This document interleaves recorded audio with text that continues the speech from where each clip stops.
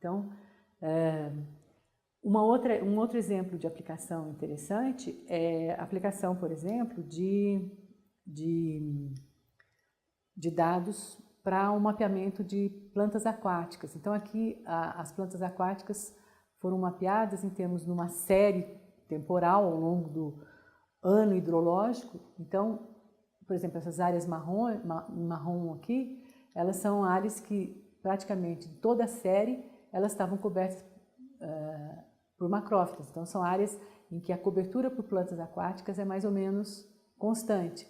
Isso é importante, essa é uma informação importante de monitoramento, porque são áreas em que são abrigos de certas espécies, de plantas, de peixes, etc. São berçários para muitas espécies. Então, conhecer a distribuição espacial dessas áreas em que permanentemente você tem plantas aquáticas ajuda o planejamento por exemplo, uma das coisas importantes que está se propondo hoje no país é, por exemplo, o desenvolvimento de aquicultura. Então, seria um exemplo de informação importante para o estabelecimento de locais para aquicultura, para aquelas espécies que dependem de uma perenidade, por exemplo, de plantas aquáticas. Esse trabalho ele foi desenvolvido com dados SAR, do programa RADARSAT.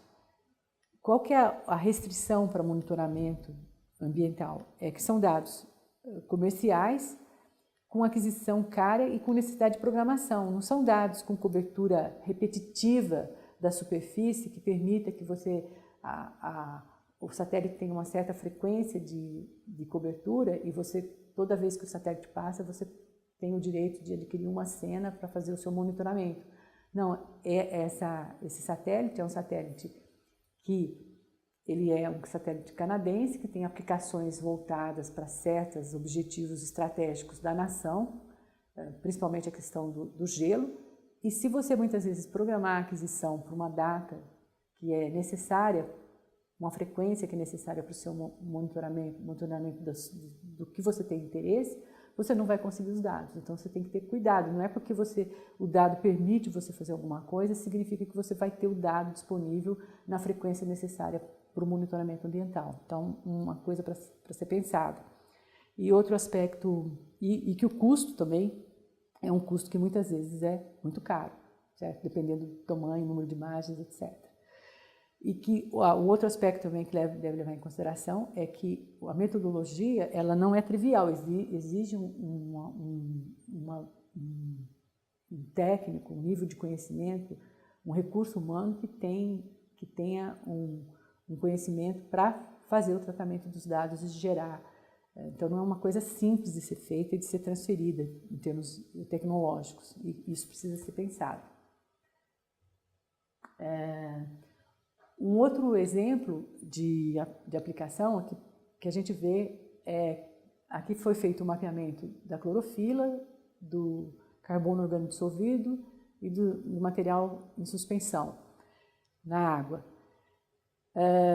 É engraçado porque nesse paper os autores eles tinham a intenção inicial de fazer um levantamento mensal, né,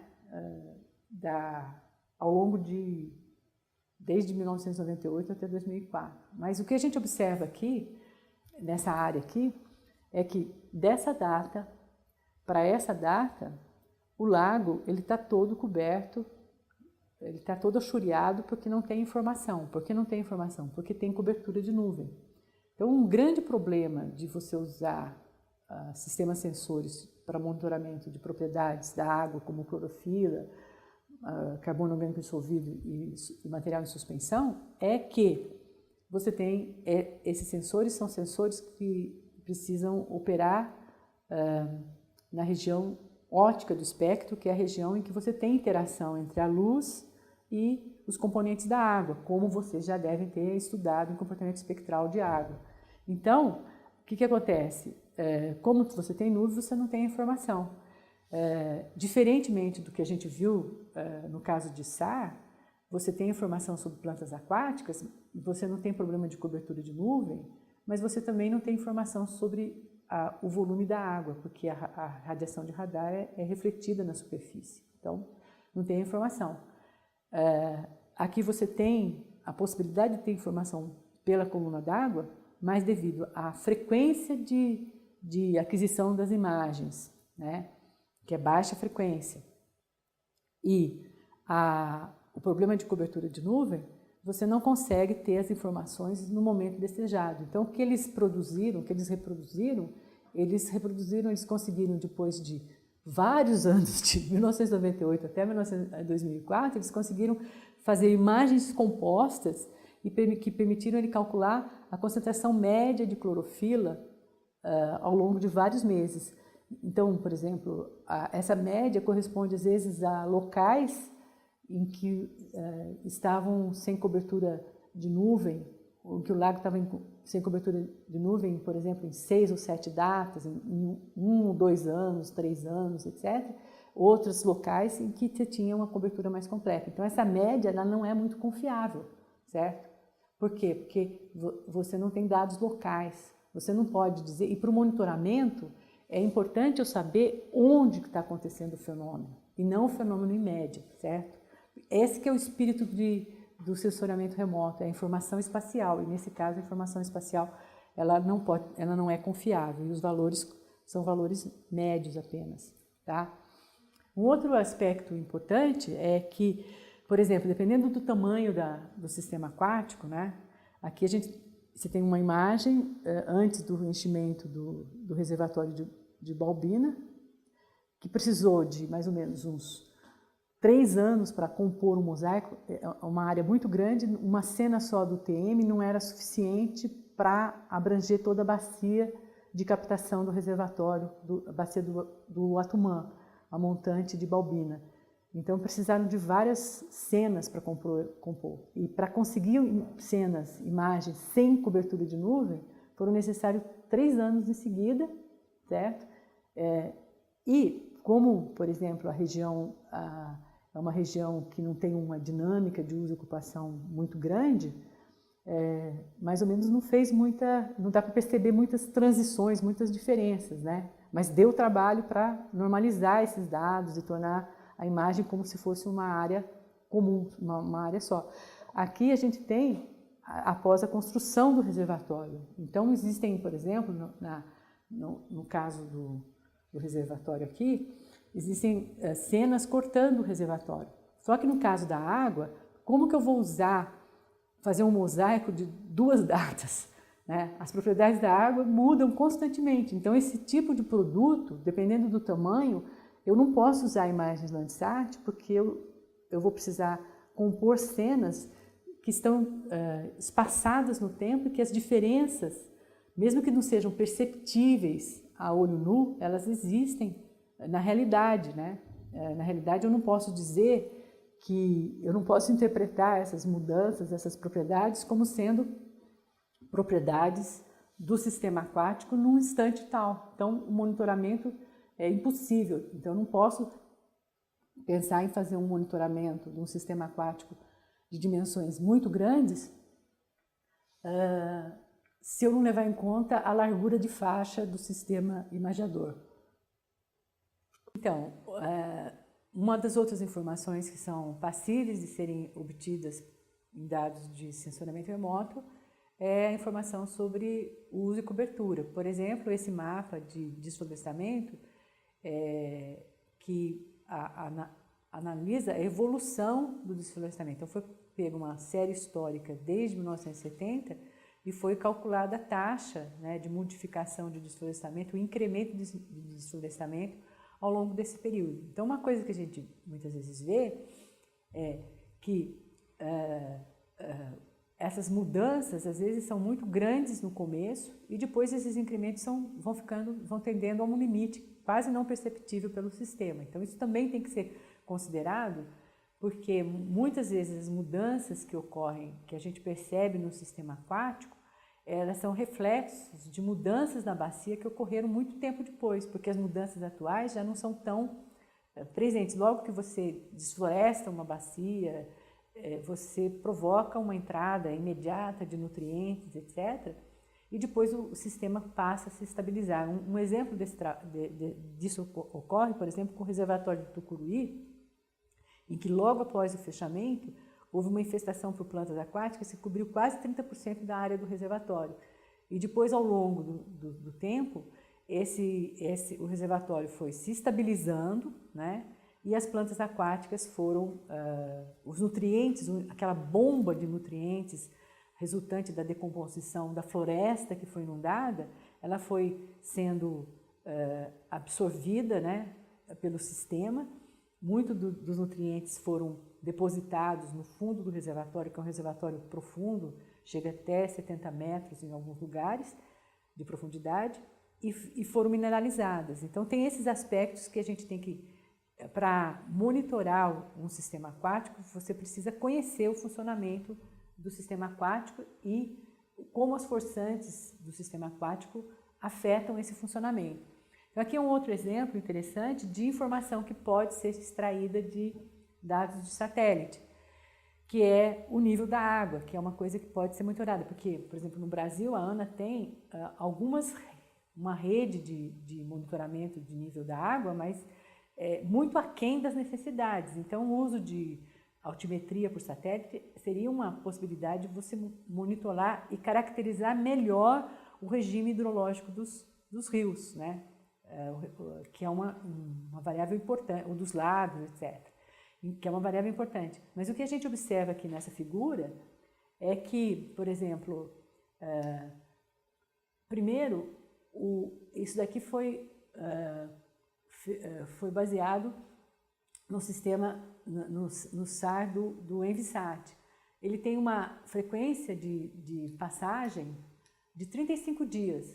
Quer dizer, 35 dias é um intervalo é mais que um mês, é um intervalo de variação que muitas vezes é insuficiente para você recompor a informação da hidrógrafa. Além disso, você tem locais que você tem uma imprecisão, uma incerteza das medidas muito grande. E, além do mais, né, um outro aspecto é que ele opera como um sistema operacional, não é um sistema operacional, é um sistema experimental, é uma missão espacial que foi para desenvolver novos métodos de extração de informação.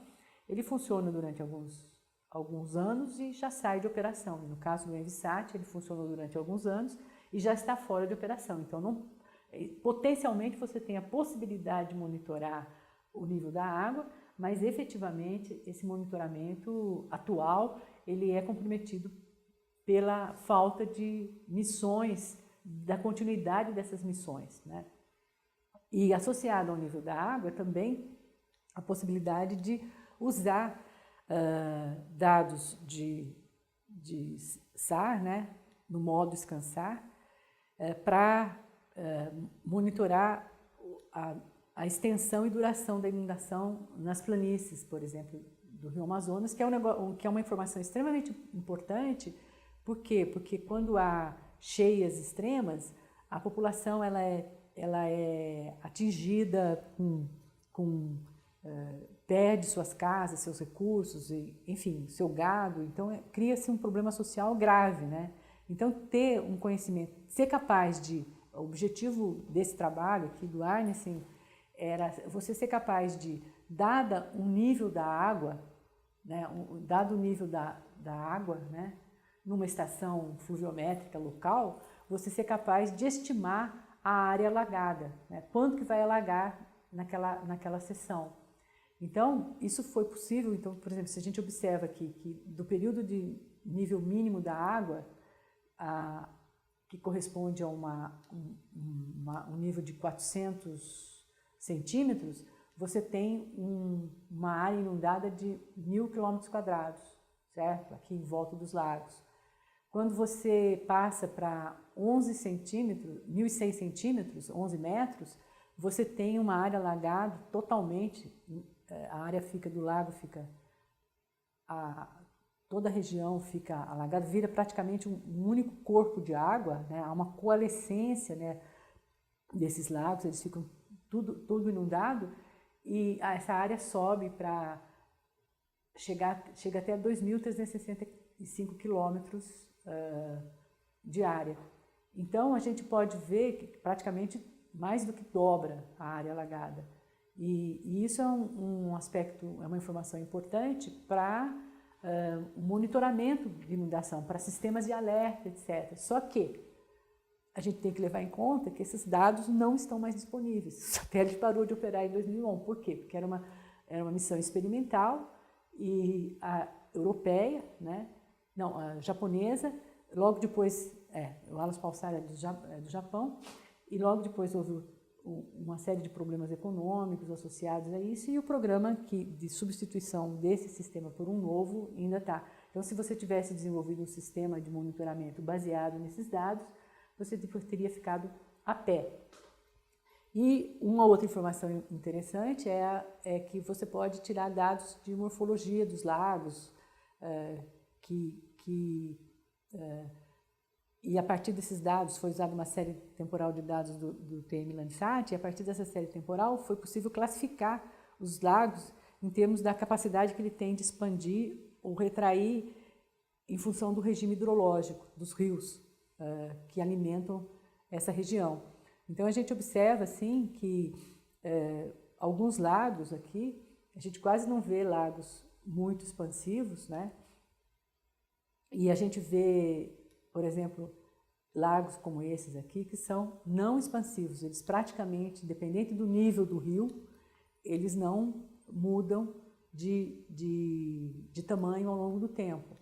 Então, eles não transitam entre ecossistema aquático e terrestre ao longo do tempo. Então, seriam exemplos do que são lagos genuinamente, né? Lagos que ficam lagos durante todo o ano hidrológico, né? E os outros lagos seriam lagos que transitam entre a situação de sistemas lóticos, né, e sistemas lênticos. Ou seja, uma época que ele fica desconectado do rio principal, ele é um laguinho. Depois, quando o nível da água do rio principal aumenta e o fluxo de água aumenta, forma-se um canal e ele vira parte do sistema hidrológico total, né, do sistema de drenagem, e ele passa a ter um fluxo e uma direcionalidade. Então esse é outro aspecto. Muitas vezes os sistemas aquáticos, eles não são só lênticos e lóticos, eles transitam essas duas situações em função do regime hidrológico, em função das características da bacia. Então as questões que eu vou propor para vocês que informações sobre as propriedades do sistema aquático são passíveis de serem extraídas de sistemas orbitais? Quais as principais características dos sensores que limitam sua aplicação ao monitoramento dos sistemas aquáticos, certo? E eu adicionaria mais uma questão aqui, todas as informações que são passíveis de serem extraídas, elas são passíveis de serem monitoradas num sistema operacional de monitoramento ambiental dos sistemas aquáticos, certo? Agora nós vamos para a última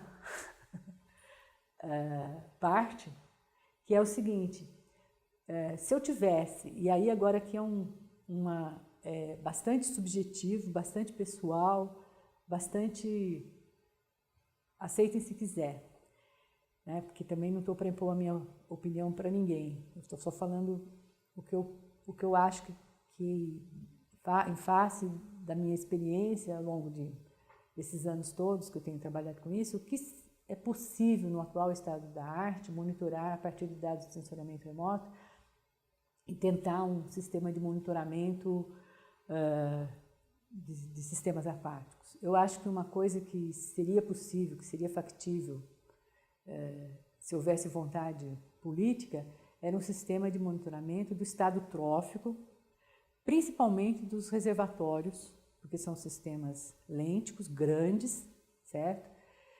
E o que é estado trófico? O estado trófico ele revela o grau de degradação da qualidade da água pela carga excessiva de nutrientes, principalmente nitrogênio e fósforo.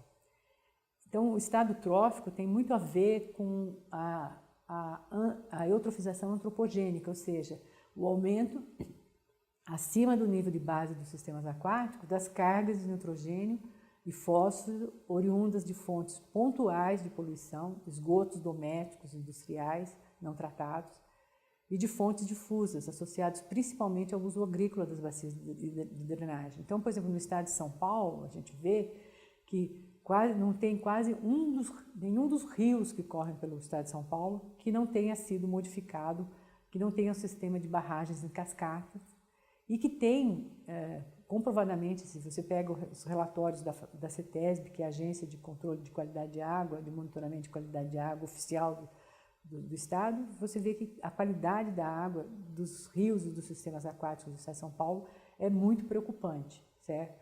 Tem escassez tanto em termos de quantidade quanto em termos de qualidade.